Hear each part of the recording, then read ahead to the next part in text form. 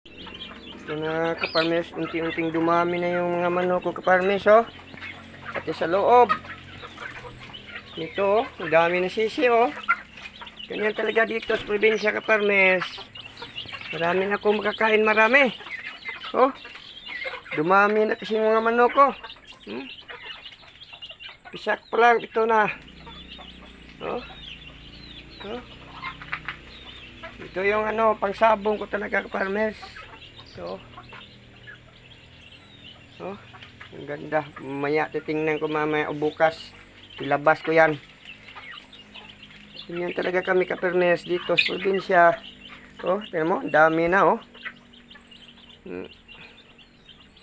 Ganun lang talaga dito kaparmes.